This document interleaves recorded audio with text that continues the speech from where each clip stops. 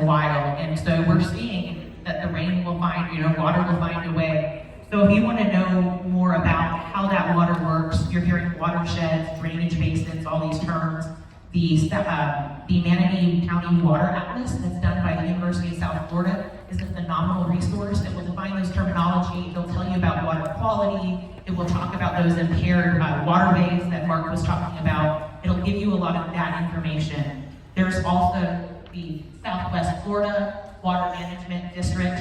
We call it SWIFMUD. It's not a perfect acronym, but that is SWIFMUD. There are 5 water districts across the state of Florida, and that is ours. It's that purple one. Let's go back. It's that purple one right there. And they are in charge of water management plans.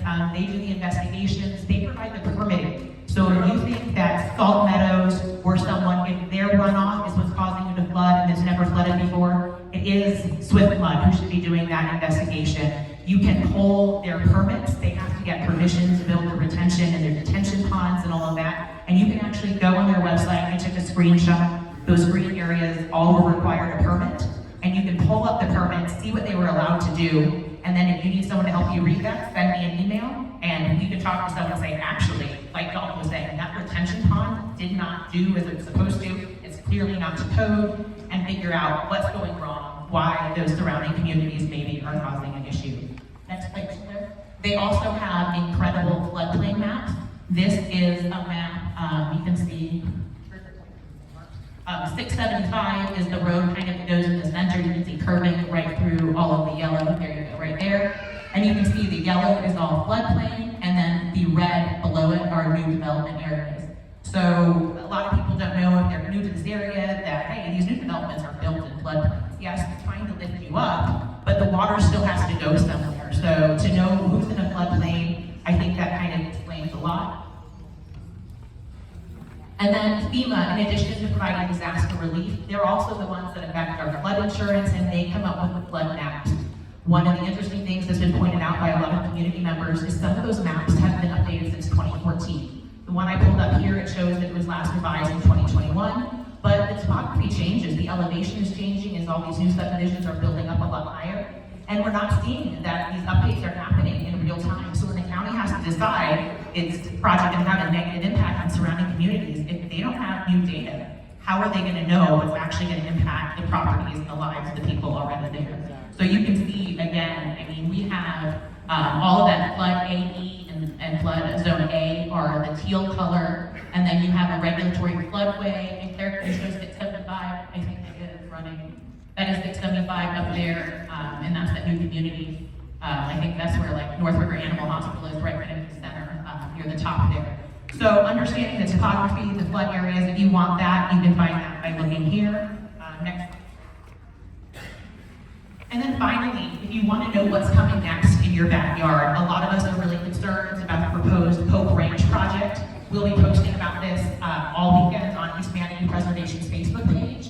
They're proposing, 440 homes right there, just north of the intersection of Rye and Rutland.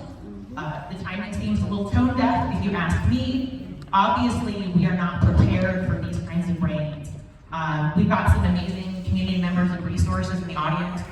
Sean up here is one of them. He lives in Hillsborough. Sean, wave up here. He knows a lot about what's happening, but Sean made a really good point to me. He said, they keep calling this a 100-year or 300-year event, and it's unprecedented. But he said, you know what? Hurricane Andrew in the 90s was unprecedented. That Category 5 storm that was catastrophic. And you know what they did from this unprecedented storm that was a 500-year pandemic? They changed the building codes. They changed the way we developed based on an unprecedented storm. They didn't say, it won't happen again. Debbie needs to set the bar. It's going to raise the bar. We're going to say, hey, we have to do better. We have to build storm water, right?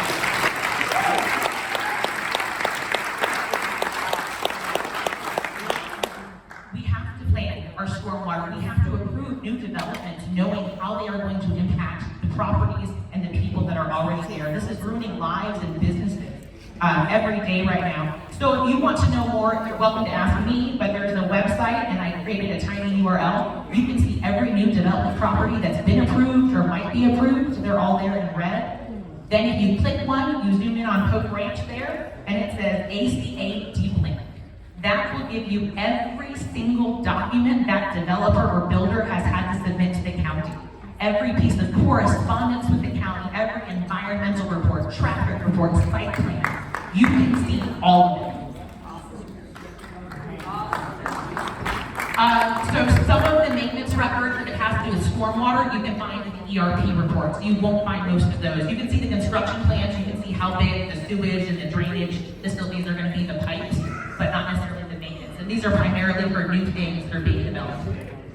Right, oh yeah, and that would be a lot that's with mud. Once you get to that Estella portal, you're going to want to click where it says record info, and then those two arrows where it says attachment. And this one has over 8 pages of attachments. In general, I go to like the last page, and you're looking for something that says site plan. So I clicked site plan, and then you'll see on, if you have one of these, it shows, but go to the next slide. You've got this huge PDF, it takes forever to download, and that's the cover page. And then go to the next one. And if you zoom in on all the fine print, it starts to talk about how big these are, how much wetlands impact there's going to be. There's lots of information there. And then go to the next page. And then if you keep going through all the other documents that the developer has submitted, you're going to see all of that red with where Pope branches. Those are flood zones A, E, and EE. Those are high-risk flood zones that they are choosing to build or consider building 440 homes into. But it's okay because you know what? They're just going to raise that elevation. So if you live next to them, you should be concerned. It would be my opinion that you should be concerned. And again, this other one just shows everything that's going on next to it. So this is all information that is at our fingertips if you know how to access it.